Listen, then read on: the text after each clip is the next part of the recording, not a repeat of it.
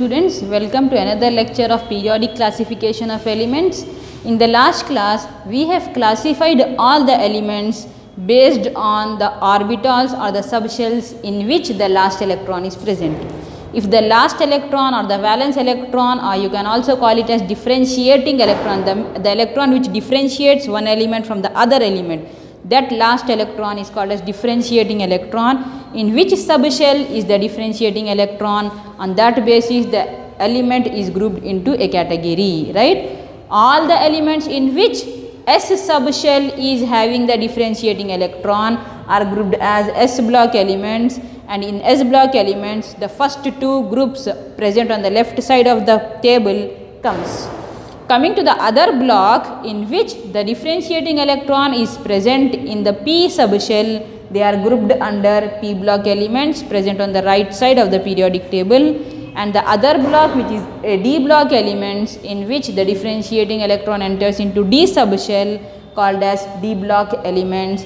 And inside the D block elements, in the first period of the in the first group of the D block, in scandium, yttrium and lanthanum, in that group after lanthanum you will not find the next element of second group, right? You will find that there are 14 more elements which comes after lanthanum. Inside lanthanum has D1 configuration. With that same D1 configuration, not going for D2, they already has 14 more elements having D1 only. But one more extra shell is coming, and that shell or subshell is called as F subshell. D remains to be D1 only, but one extra subshell which comes after lanthanum is F subshell having 4F subshell value, right? D orbital is in 5th shell and F orbital is in 4th shell, right? Therefore, the elements which comes after lanthanum inside lanthanum are called as lanthanides, and the elements which comes after actinium inside actinium are called as 5F series, right? So, these F block elements are present inside D block elements that we have seen so far. Now, let us look at what happens to the properties, be it physical and chemical properties, or is there any trend of properties? Can you find any observable pattern in the properties of the periodic table or not? Let us study. The first and foremost important property which we have to see is, in the periodic table you will find a group of metals occupying left side of the periodic table are all having metallic nature,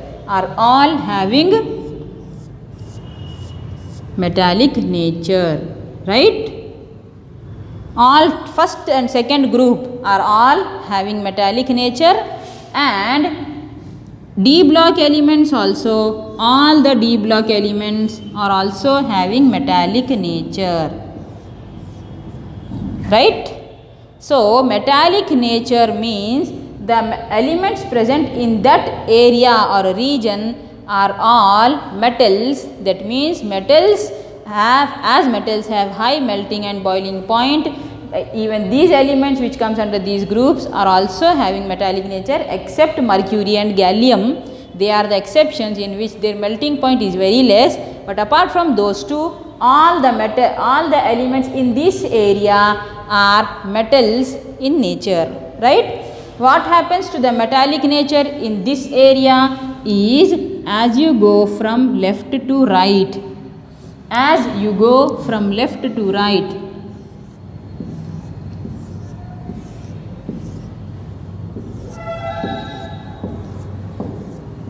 suppose these are different groups, right?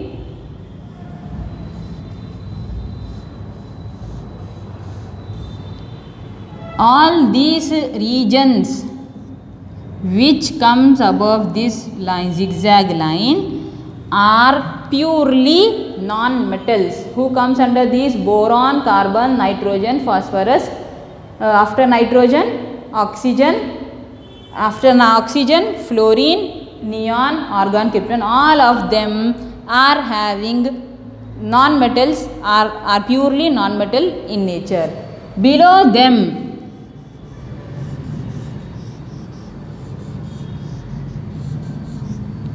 below them.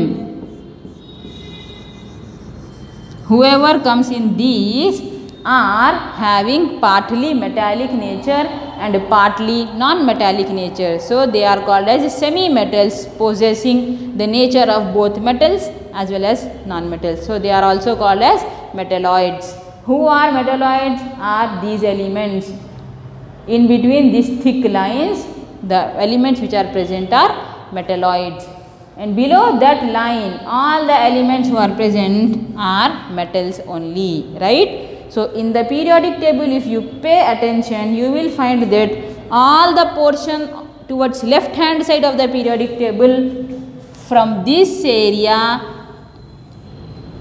till this area, all of them are having metallic nature. Therefore, out of the total elements, we know 78% of the elements present in the periodic table possess metallic nature, right? Just beside metallic nature, there are few elements who are having semi-metallic nature, and after that, on the extreme right side of the periodic table, you will find purely non-metals.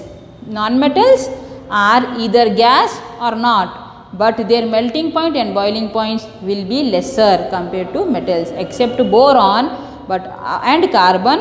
All the elements who are not metals will have less melting point and boiling point, except boron and carbon.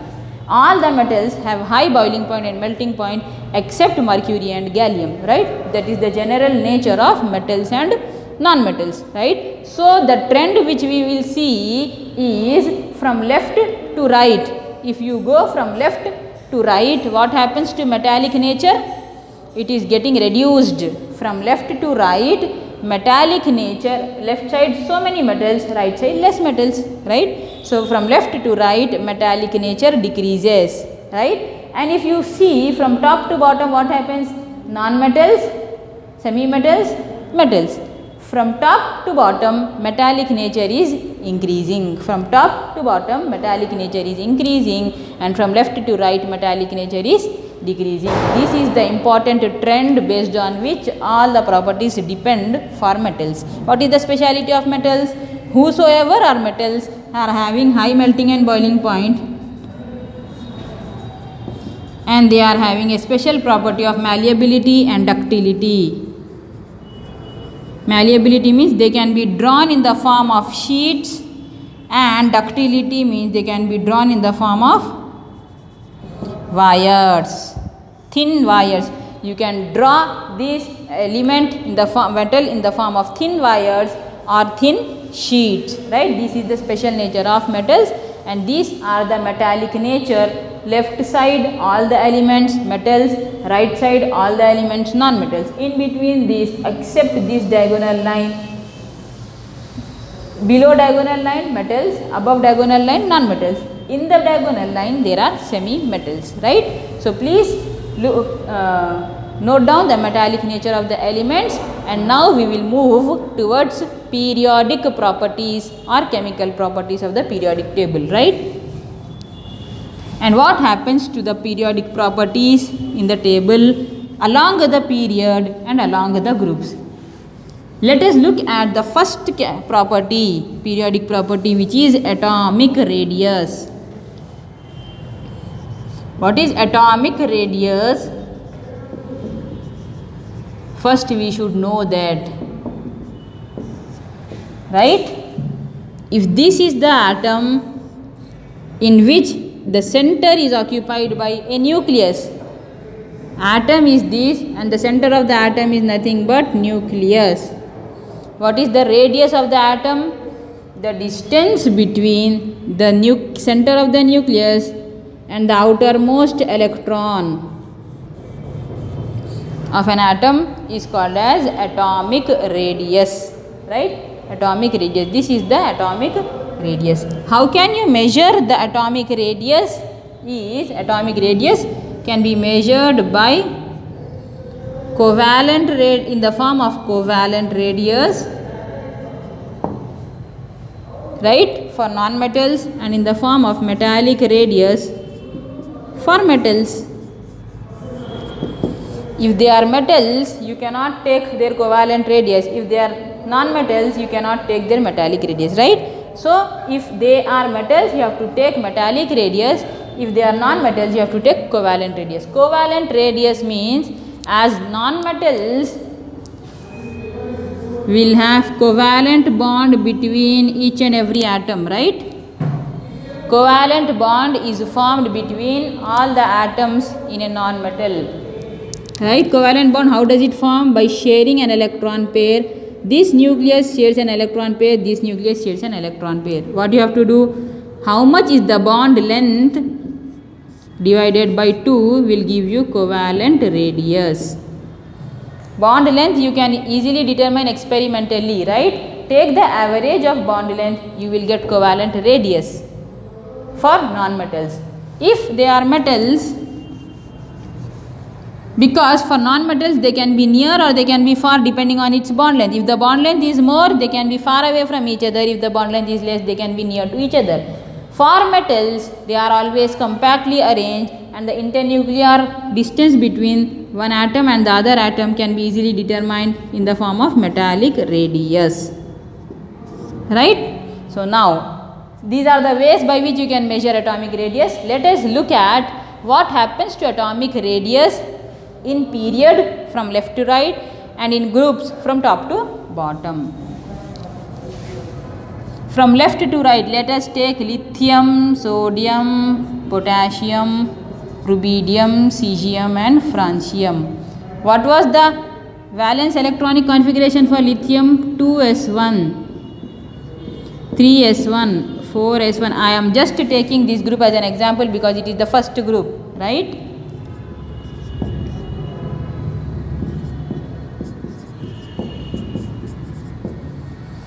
So now, from the center of the nucleus till the last electron. Where is the last electron? Last electron is in second main shell, right? If the number of shells increases, will they go away from the nucleus or not? Yes. If the number of shells increases, if the number of main shell increases, they start going away from the nucleus. If they are going away from the nucleus, the distance between the nucleus and that last shell also increases, and therefore atomic radius also increases, right? So if you look at lithium, the last shell is in, the last electron is in second shell only. But if you look at francium, the last electron is in the seventh shell. Immediately after nucleus, first shell comes, then second shell, then third shell, fourth, fifth, sixth and then seventh.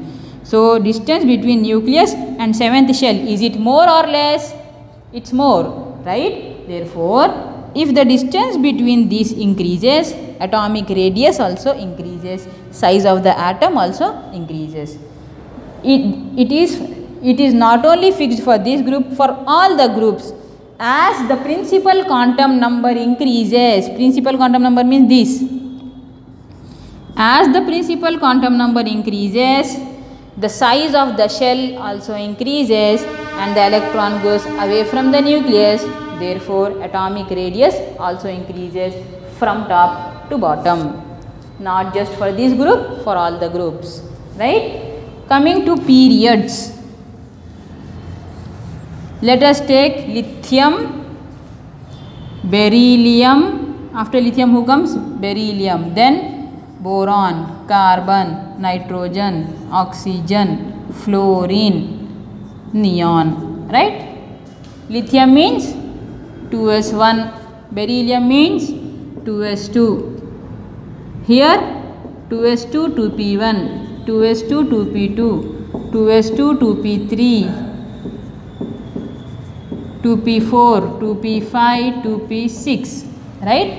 In the period from left to right, this is first period, therefore we are taking this example, and the same trend is followed by all the groups and all the periods, right? So now let us look into lithium first. Lithium, where is the last electron present? Last electron is present in 2s1 shell, right? Principal quantum number, is it changing from left to right? No. That means the shell is same or different? The shell is same. That means the distance between the nucleus and that shell is same, right? If a teacher is standing and all the students are coming right in front of the teacher one by one, will the teacher pay more attention on the students who are sitting in front of her or not? Yes. If only one student is sitting in front of her, if only one electron is sitting in front of the nucleus shows less attraction. Otherwise, he pays attention, right? But if more students starts coming, what will the nucleus do? The capacity of the nucleus also gets increased, that I have to watch over so many electrons, right? So what will the nucleus do? Nucleus, as the electrons increases, the charge of the nucleus also increases. We know already, as the number of electrons increases, charge of the electron also increases, and that too the electrons are not going and sitting at the back, they are coming and sitting right in front of the teacher, and the teacher with her capacity is observing the electrons very carefully, right? So what will the teacher do? They will attract all the electrons present in the same shell very high, and therefore the electron starts getting closer to the nucleus compared to lithium, neon, 2s2, 2p6.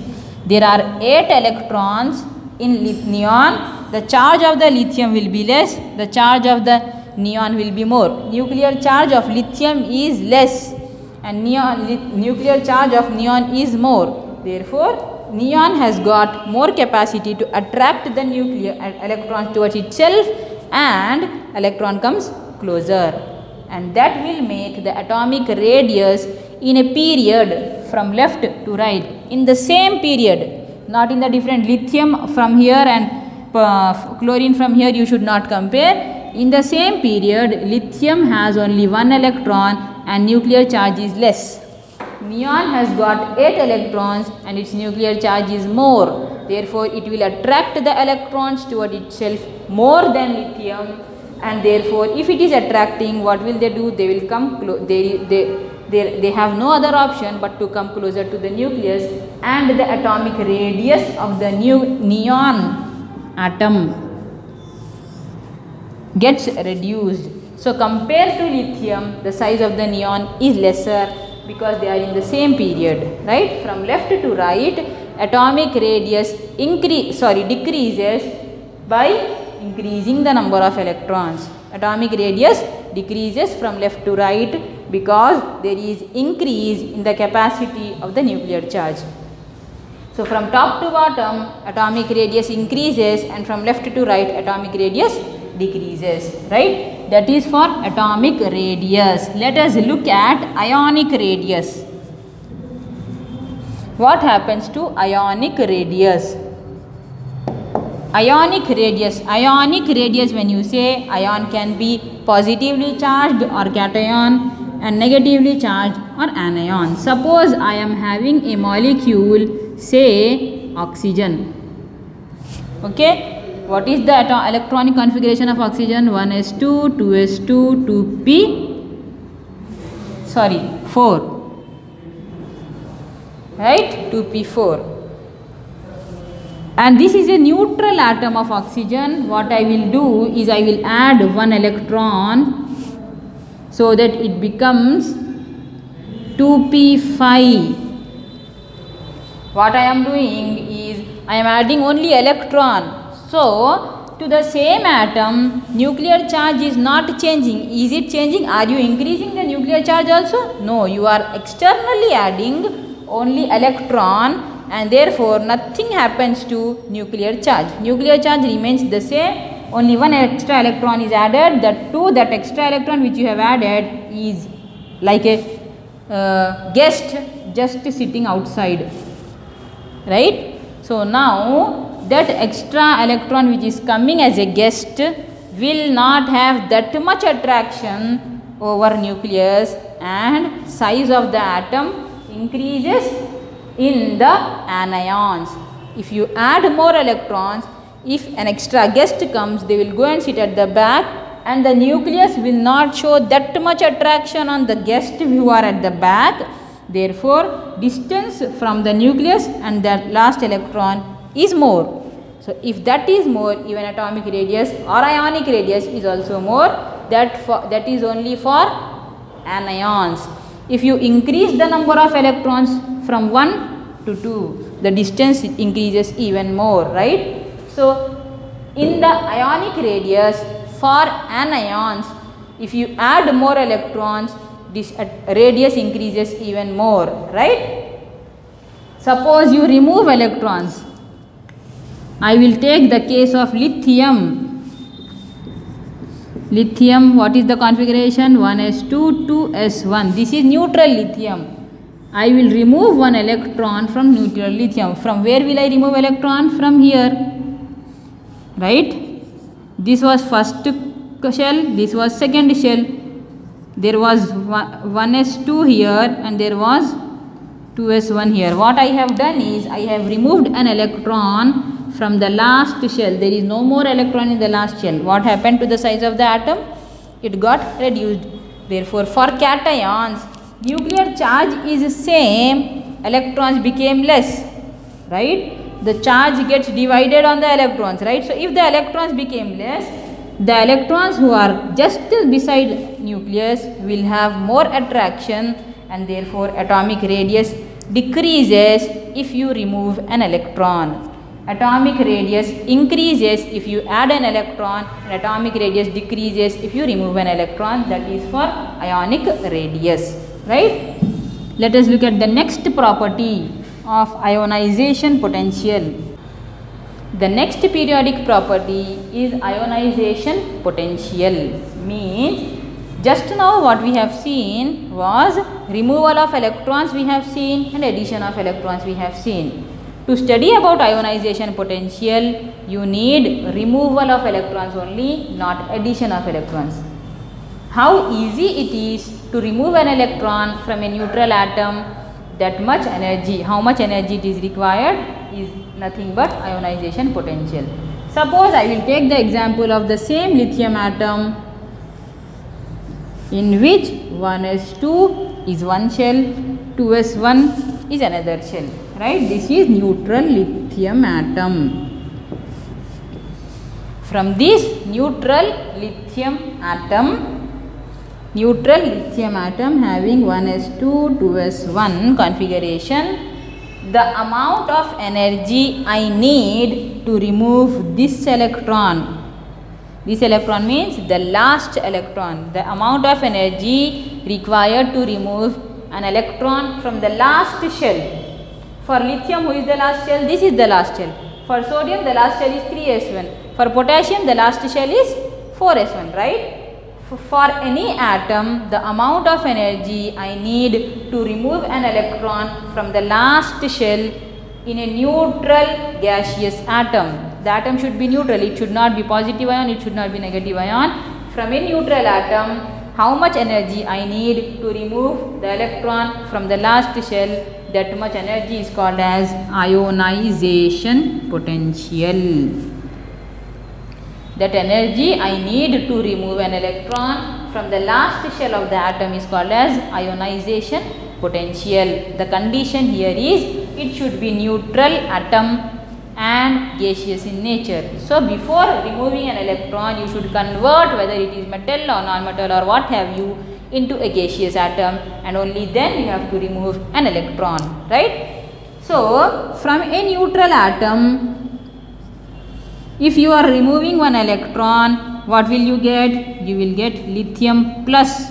One electron got removed. What is the configuration of that lithium plus?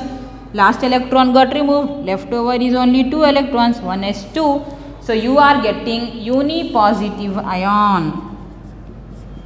If you remove one electron, you will get unipositive ion, right? From that unipositive ion, if you want to remove one more electron, which electron should I remove? I should remove one electron from here, right?